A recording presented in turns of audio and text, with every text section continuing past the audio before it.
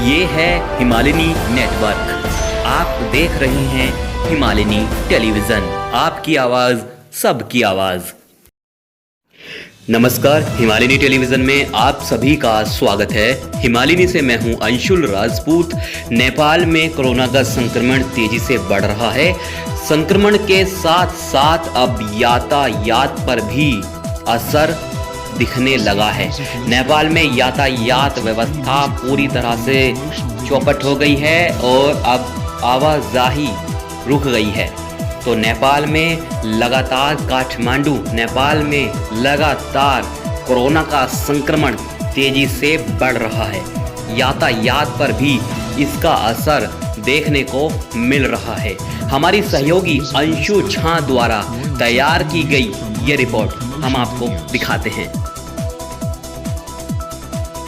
नमस्कार, मैं अंशु झा काठमांडू से हिमालयनी टीवी में आप सभी का हार्दिक स्वागत है। यह है आपकी आवाज सबकी आवाज हिमालयनी टीवी। आज मैं उपस्थित हूँ लॉकडाउन के समय भी नेपाल में कोरोना का बढ़ता दहशत तथा नेपाली यातायात पर लॉकडाउन का प्रभाव विषय लेकर। वैश्विक स्तर पर फैला कोविड-19 के कारण संसार के अधिकांश देशों में लॉकडाउन प्रणाली को अपनाया गया है।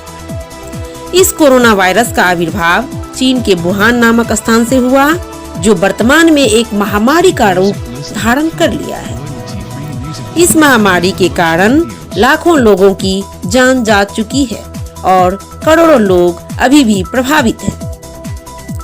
इतना कुछ होने के बावजूद भी लॉकडाउन यथावत है। इस वक्त संसार ही दुख में डूबा हुआ है। नेपाल भी लॉकडाउन की ही अवस्था में है। फिर भी नेपाल में संक्रमितों की संख्या में प्रतिदिन वृद्धि होती जा रही है। इस वृद्धि दर को देखकर यहाँ की जनता त्रास में है। विश्लेषकों का कहना है कि लॉकडाउन प्रणाली की अगर सही से पालना नहीं हुई तो स्थिति भयावह हो सकती है। जी हाँ, नेपाल में कोरोना वायरस से संक्रमितों की संख्या 258 हो गई है।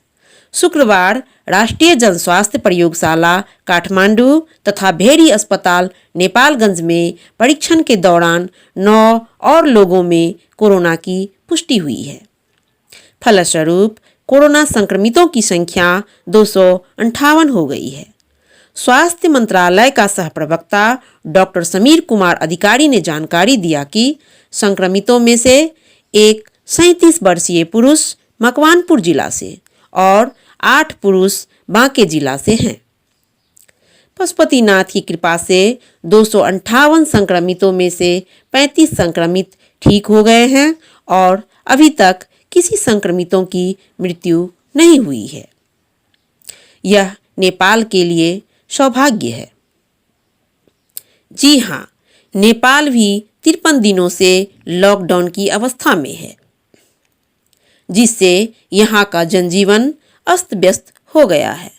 सारा कार्य व्यापार, अध्ययन अध्यापन, यातायात, होटल रेस्टोरेंट, उद्योग धंधा बंद पड़े हैं। सभी क्षेत्रों के व्यक्ति बहुत दुखी हैं, क्योंकि रोटी, कपड़ा और मकान सभी के लिए अति आवश्यक वस्तु है। परंतु इस लॉकडाउन के वजह से जनजीवन प्रभावित हो गया है। इसी संदर्भ में हम आज यातायात व्यवसायियों का दर्द लेकर उपस्थित हैं। लॉकडाउन के कारण सवारी साधन नहीं चलने से यातायात व्यवसायी दुखी हैं। सरकार से अपेक्षाकृत राहत नहीं पाने के कारण व्यवसायी लोग प्रत्येक दिन दौड़ धूप में लगे हुए हैं। सरकार उन लोगों का दुख सुनने में कोई रुचि नहीं दिखा रही है, जिससे वे लोग निराश दिखाई दे रहे हैं।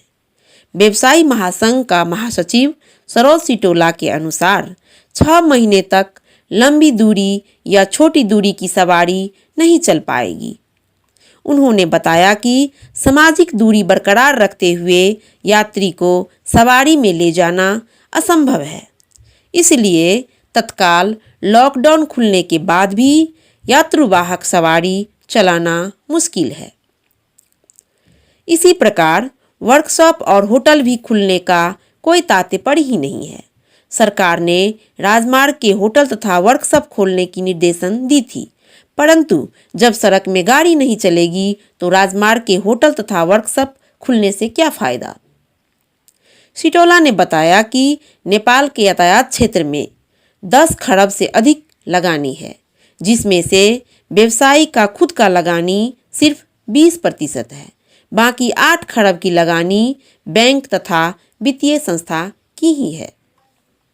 इस लॉकडाउन की अवधि में यातायात व्यवसायियों ने 30 अरब से अधिक का नुकसान को आत्मसात किया है। उनका कहना है कि नेपाल के यातायात क्षेत्र ने प्रत्यक्ष या अप्रत्यक्ष रूप से 50 लाख व्यक्तियों को रोजगार दिया था।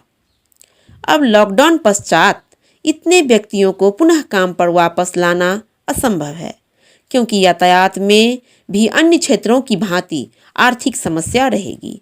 अतः लगभग 35 लाख लोगों की रोजगारी जाने की संभावना है। इसी प्रकार अन्य क्षेत्रों में भी यही हाल है। लोग त्राहिमाम कर रहे हैं। गरीबों व निम्न वर्गीयों का रोजगार जाने के साथ साथ फिलहाल की स्थिति बहुत ही दयनीय है। अगर दोस्तों आपको हमारी ये वीडियो पसंद आई तो इसको लाइक करना न भूलें और चैनल को सब्सक्राइब करें और साथ में बेल आइकन भी दबा दें, ताकि हमारी आने वाली अगली अपडेट आपको आसानी से हासिल होती रहे। आगे की खबरों के लिए आप बने रहिए हिमालिनी के साथ। ये है हिमालिनी नेटवर्क। आप देख रहे हैं हिमालिनी टेलीविजन। आपकी आवाज़ सबकी आवाज़।